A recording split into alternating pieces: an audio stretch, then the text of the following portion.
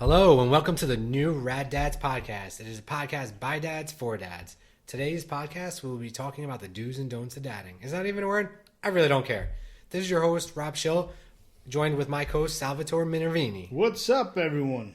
After a long hiatus, we are coming back with a vengeance. Sal, all 5 fans know me, but they really don't know you. So why don't you introduce yourself? Age before beauty and all that. What's up, everybody? Just so everybody knows, Rob paid me to be his co-host because he asked all 5 of his fans and they all declined. I'm a dad, a husband, son, and brother, born and raised in Jersey. Pretty handy. I learned from watching my dad. I typically do all my work around the house unless it calls for major stuff. During high school, I managed Italian deli, worked in construction. After high school, went to college, got my civil engineering degree, and I also like bourbon and cigars. So now that we have Sal's resume, that was great. So for a reintroduction, I'm Rob, born and raised in Jersey. I live in the same town I grew up in. I don't know how that happened. It just happened. I guess call me a townie. I guess you say I'm handy like Sal, but that would be a lie. You know, I have degrees and stuff, but they're really irrelevant for this podcast. But, I mean, Sal, you can give us your resume again. So Sal came up with this idea to talk about the do's and don'ts of dadding. And before I get into it, I want to open the floor to him. So, Sal, why don't you give us the definition of dadding, or what your definition is? Well, just before this podcast, I Googled the word dadding, and it's actually a word. I had no idea it was. I just, off the top of my head, blurted it out. And it's listed in the Urban Dictionary. Well, that's not Webster's, is it? The definition for dadding, as found in the Urban Dictionary, is care for offspring in a very male way. A woman must have wrote that.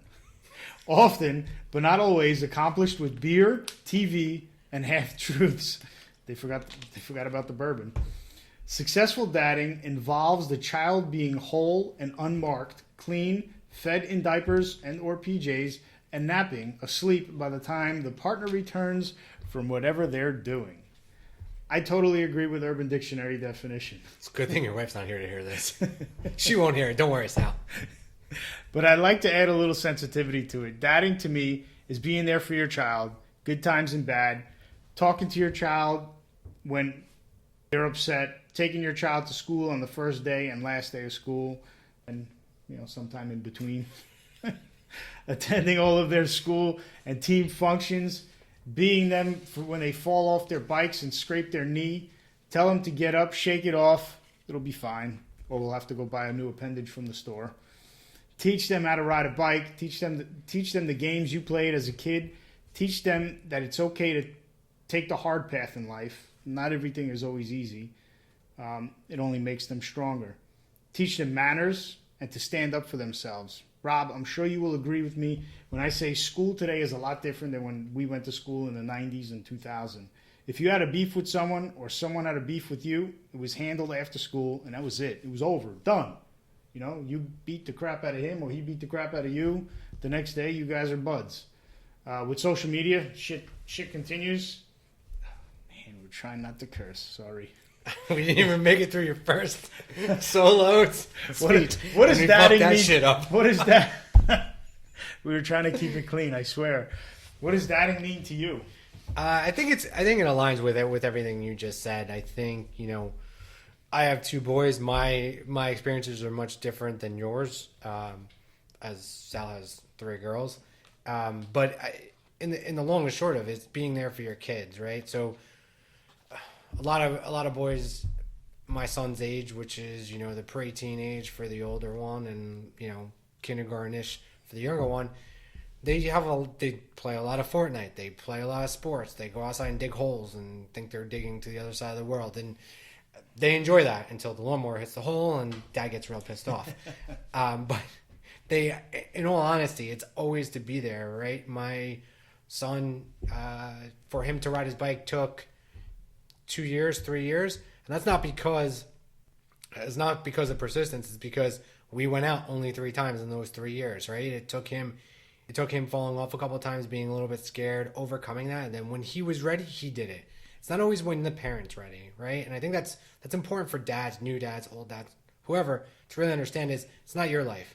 It's not you trying to try out for the all-star team. It's not you trying to make, the travel soccer team. It's the kid's life. So one approach for me that I focus on is asking my kids their thoughts. Like, I will send them to the summer camps, not right now because of this whole COVID crap, but I send them to summer camps to get better at sports, to have fun, to do whatever they want to do. They're not sitting at home playing video games all day, but at the same point, you reward them to let them play video games. Even now, it's much different. You talk about school being different. Look at everything. You look at video games. When we played video games, Mario Brothers, Donkey Kong. Mario Brothers, Donkey Kong, whatever we were playing, Madden, it wasn't a social. It was social when you were in that person's house. But it wasn't social activity for the whole grade to be on playing Fortnite, talking about skins, talking about pickaxes. I don't even know what else. So I do play the Fortnite, because to monitor what's going on. I actually learned that from another father in my son's grade. Is he kind of played just to see what they were doing, understanding who he was talking to, not really to play the game, but more to, he enjoyed the game too, and I enjoy the game. It's entertaining. The attraction like my son and his friends have, I don't have it. I go and play with them to hang out with them. I do what they want to do. That's great. That's good father and son a long time. Yeah. So we, even dragging your kid out to go hiking, sometimes that doesn't really, sometimes they don't want to do that. But at the same point, you want to make sure to get them to do things, even challenge them on things they want to do. But if you bring a friend or you bring two friends, my two boys don't love hiking, but now they won't shut up about it since we went out with two other families and hiked a mountain, and they didn't complain the whole time. And, it's incredible that the difference, the dynamics, the energy, and, even something stupid as Gatorade. So one of the parents bought Gatorades for the kids, and, we had such a good time. They got walking sticks. It's all about making memories. You take them to something different or try something different, and if it's a great experience, then it's something that they file that right in the back of their memory. That's something that they'll never forget, and years to come they'll be telling that story at dinner time or at the holidays. They're retelling the story how, Dad, it was awesome, you took us hiking and we had Gatorade with these other families. It was a fun time. Yeah. And I apologize for us. We're trying to keep it as independent from our families and dropping names of our friends, because they're not the ones entertaining in this, and we're going to do the same. We'll keep, our families kind of private. We'll eventually slip. I have no doubt about that. But as of right now, trying to keep it at a higher level. We'll dive in and understand that. But from that perspective, I think over the life of this podcast and what we're really bringing to you, we'll dive into all these different topics, all these different things we want to dive into. And I think one of the biggest things, like, dadding is all about creating memories and supporting your children, rights and wrongs, no matter if it's good, bad, indifferent. My son is chatty Cathy, and you have to kind of educate them that, hey, everything you say in the house, you can't go and tell everybody with that. If we're talking about something that's as sensitive as money, or something that's as sensitive as family dynamics, which are always entertaining for, broken families, which, I'm from, Sal's not. That always comes into play, and you have to educate your children that, hey, everyone knows you're a 6 or a 9-year-old, and they understand you're going to be very blunt and tell the truth, and that's the innocence of childhood.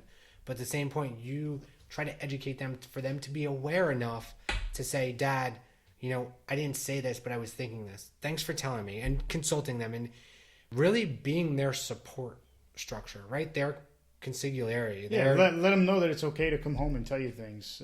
They don't have to be a closed book. They don't have to be afraid to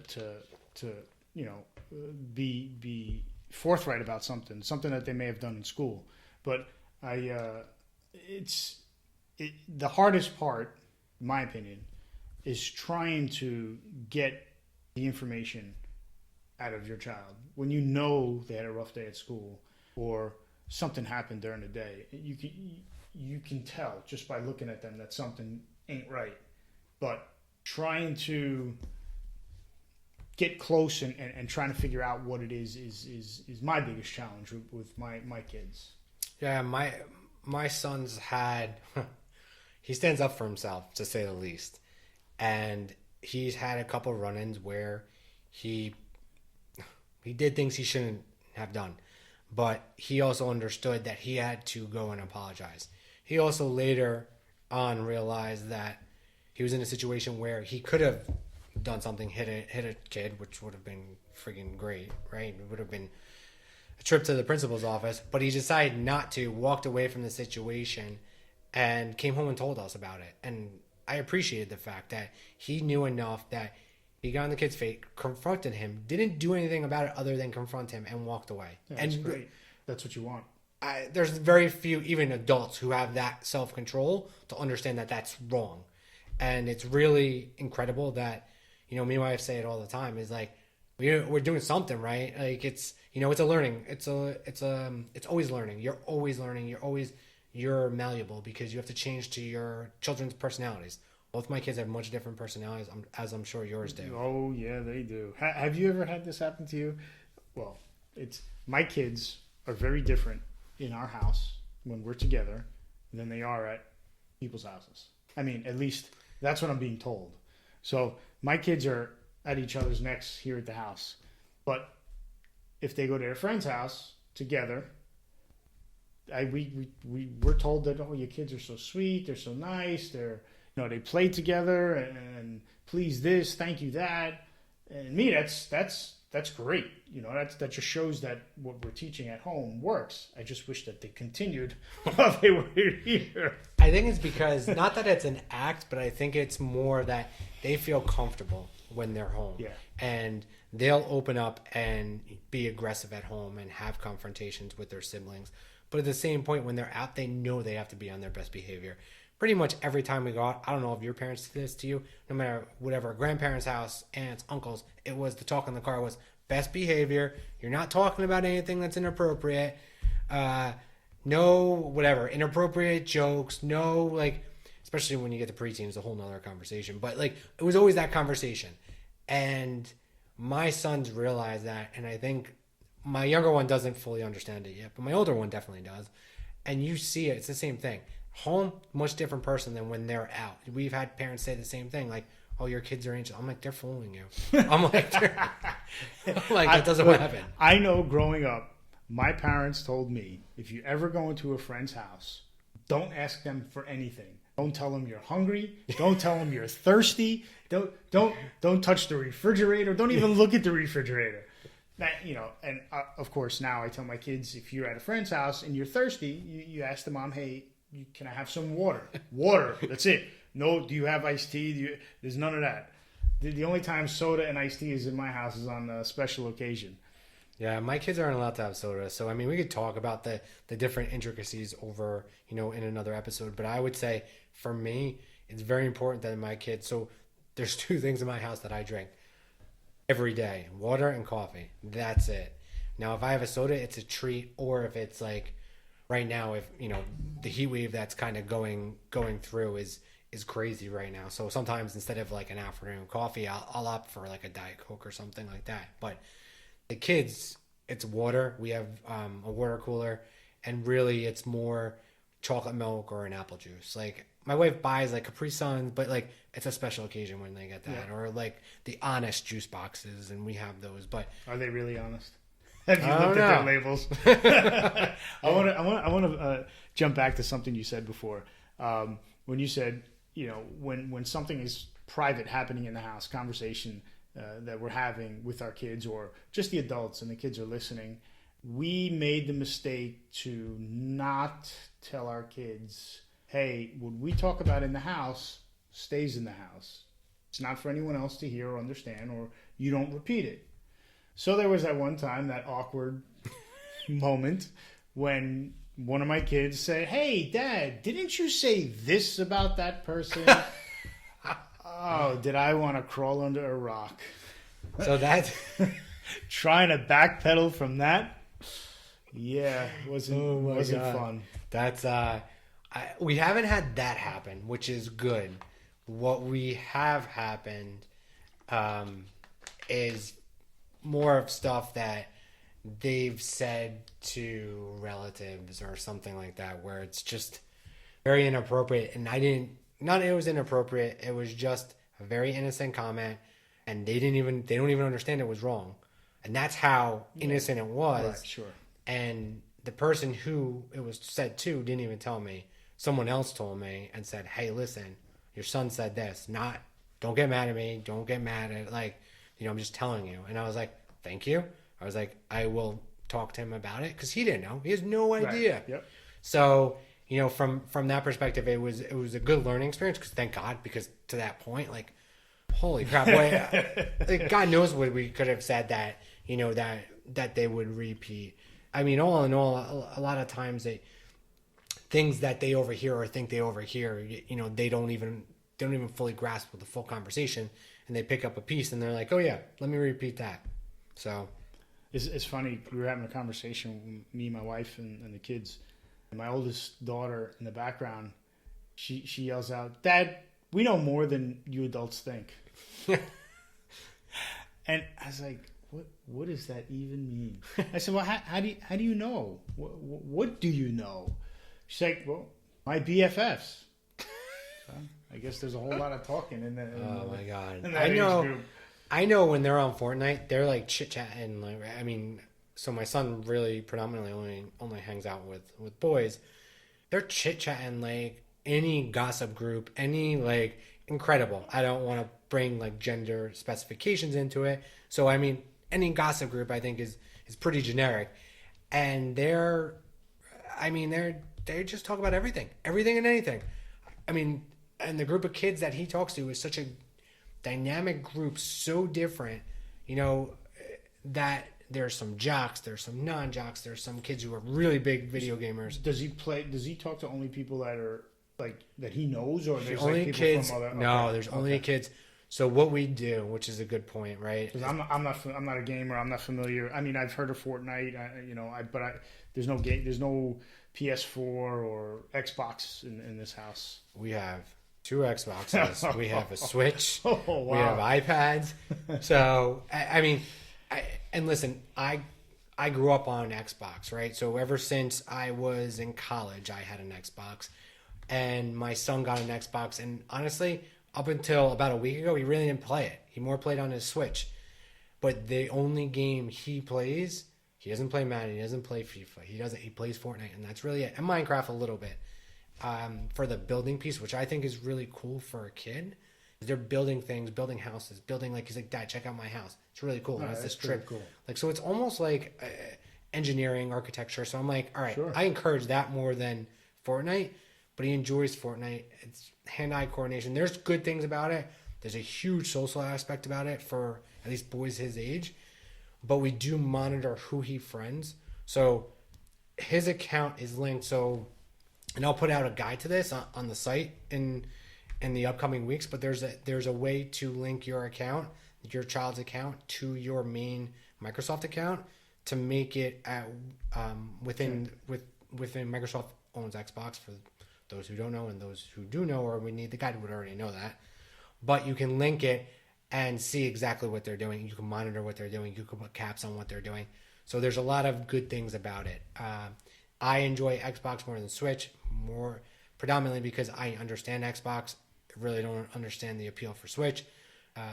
My son uses it. I know gamers who use it, but it's just not really for me. I mean, the closest thing my kids got to gaming, one of her friends was talking about Roblox. So we caved. We said, okay, download Roblox, but it was on my wife's iPhone. And my daughter was playing it one day, and she goes, oh, I just got a friend request. I said, hold on a second. Let me see. Some strange person. I said, all right, that's it. Delete me out. No more Roblox. You watch that crap on the news that, these pedophiles are friending young kids. And I was like, you know what? I don't want to take any chances. Done. No Roblox in this house. Yeah, and they do. My younger son plays a lot of Roblox. He plays with one of his relatives, one of his cousins, and he gets a ton of friend requests, and we just delete them. He knows. He's good about it. He goes, Dad, someone friend requested me. We go through. We delete it out. I also keep track of it, so I go through and monitor it and monitor his also Fortnite friends and make sure that any of his Fortnite friends are his brother's friends, because that's traditionally who he plays with. He's actually better than most. He's good at it, which is even scarier. So, if maybe he found his little hidden talent, everyone has one. So I don't know. I just know that eventually, at least with boys, you're gonna come up because that's what I've experienced with. They're eventually going to come up and play these video games, and if they are, you have to instill not the fear of God, because I don't think that's needed necessarily anymore, but you have to educate them. Even now is more important than ever with social media, with all this stuff going on. Like, social media terrifies me. Having 2 boys, social media terrifies me. I don't even know how you're feeling, but I'll tell you, look, I'm trying to avoid that, like the plague. I mean, my daughter's going into 6th grade, my oldest daughter, and she's already asked for a phone. And some of her friends, they got from graduating from 5th grade, going into middle school. Some of her friends got phones. Another one of her friends had a phone, and she's already started. Their cousin in Florida, she's 9 years old. Her parents gave her a phone, so now my oldest wants.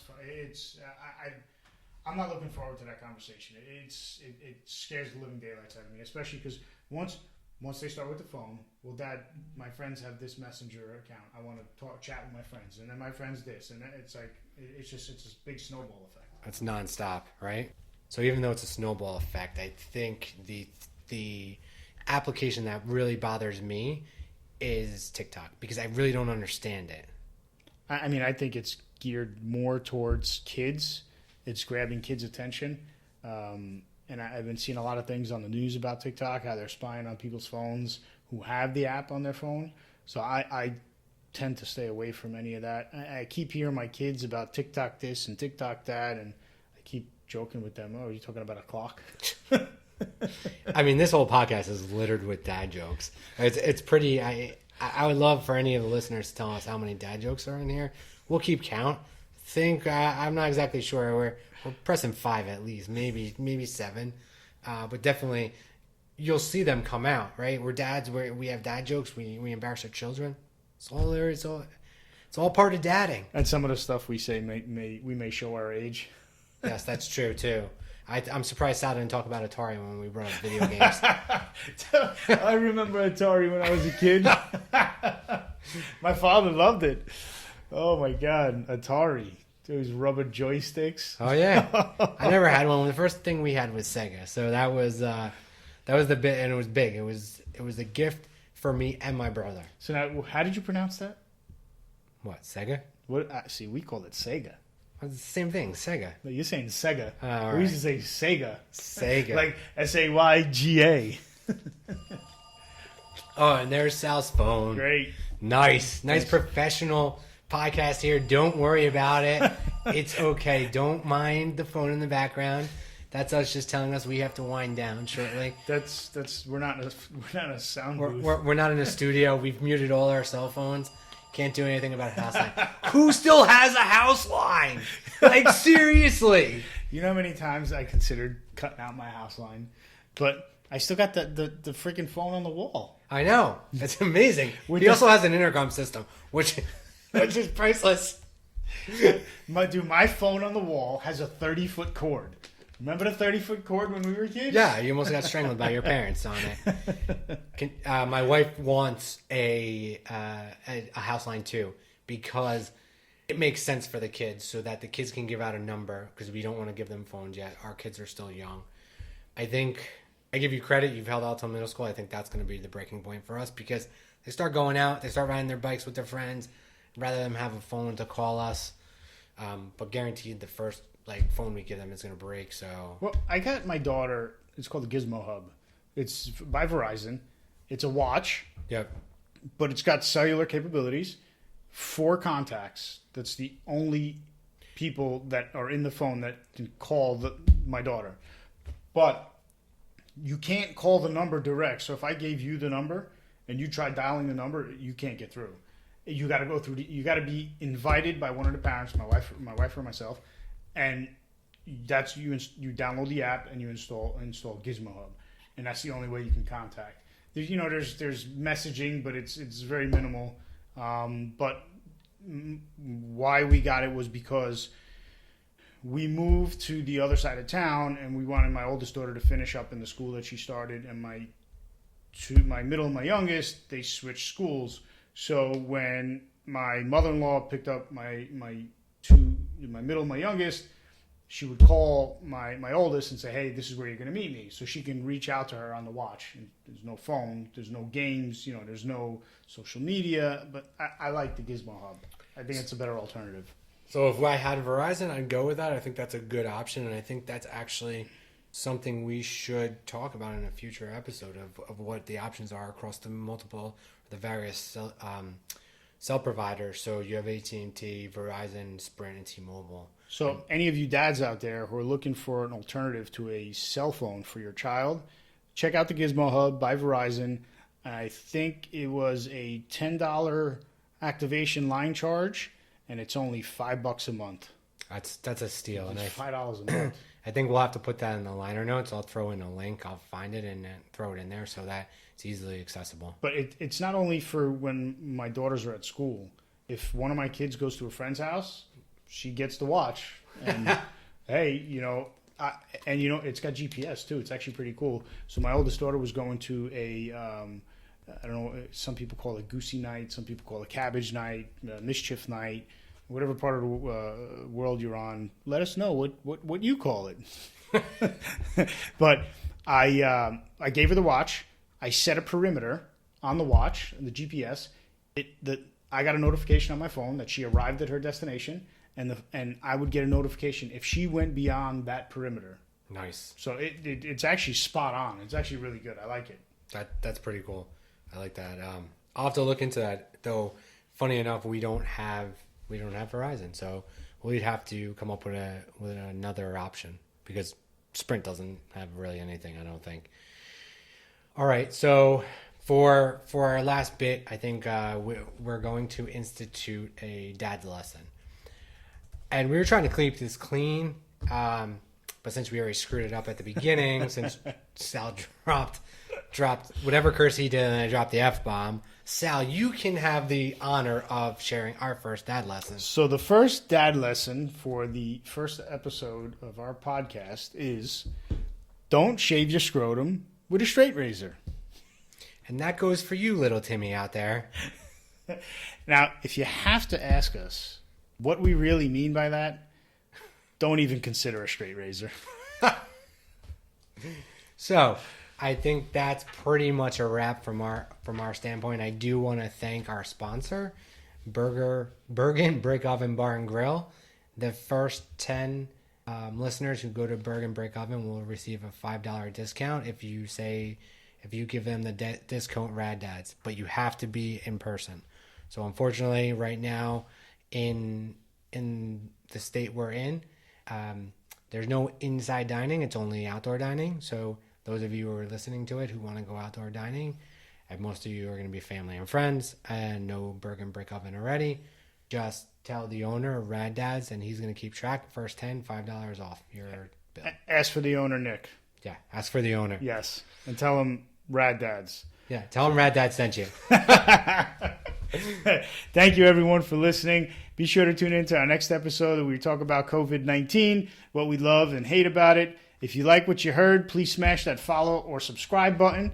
If you have any questions, comments, or want to give us some feedback, hit us up at theraddadsshow@gmail.com. That's TheRaddadSSHOW. The Rad Dads Show at gmail.com. Thank you, and that's a wrap.